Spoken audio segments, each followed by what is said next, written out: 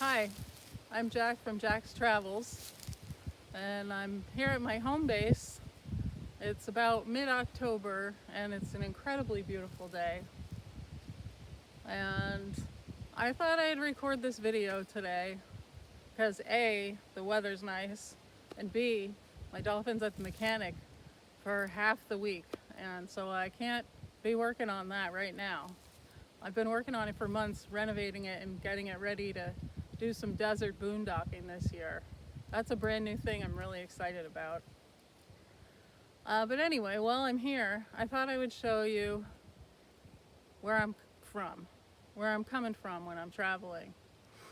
You can see behind me my house that I built. And when I say I built it, I mean I built it with my hands.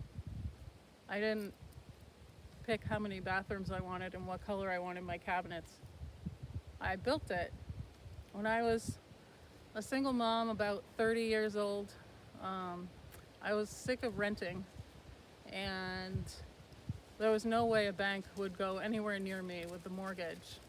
So I found some folks that were selling this land, and I totally lucked out, and they were willing to finance it. So we came up with an agreement, a 5-year agreement to pay for the land. Land was a lot cheaper back then. That was, 25 years ago? Land was a lot cheaper back then in Vermont. Anyway, while I was paying for the land, I started building the house, and I had no idea what I was doing. There was no power. My main tools were a chainsaw, a hammer, and a really big pry bar. I started building in the spring. I bought the land in the winter, and I spent some time snowshoeing around it, especially when we got towards spring. I snowshoed all over the place, and I found the place on the land where the snow melted first and decided that's where I was building, which sadly was a third of a mile from the road, on a logging road. So, and I had a crappy rusty Honda because I was a broke-ass single mom.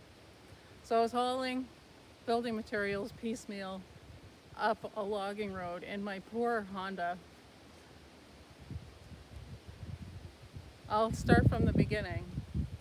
I decided to build on a concrete column foundation, and it takes about 3 or 4 bags of concrete for one column. And for the initial structure, which was a 12 by 24 cabin, I decided I think I needed 9 columns. So that's 27 bags of concrete, and they weigh 80 pounds each.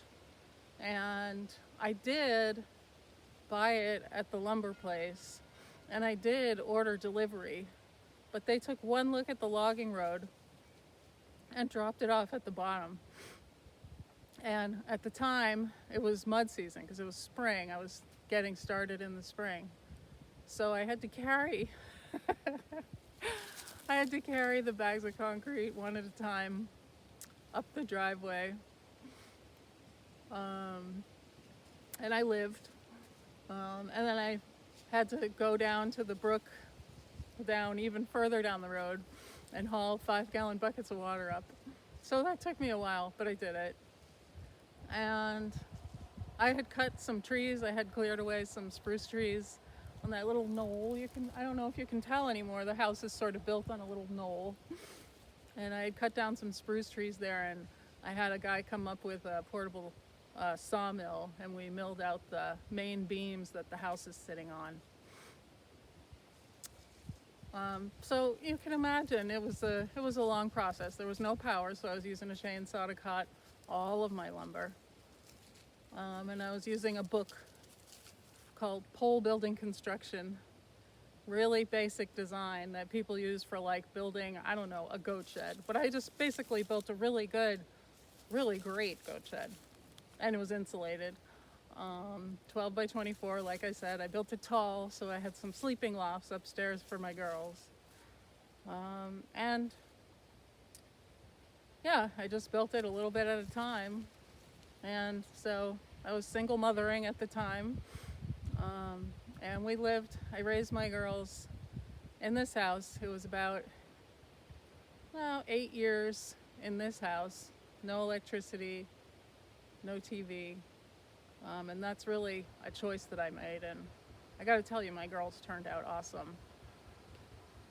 So anyway, 8 years later, after I started this whole process, I was putting on the second addition. I had built originally in the original cabin. My bedroom was in the kitchen, and then I built an addition with a living room, and that I had my bedroom in the living room.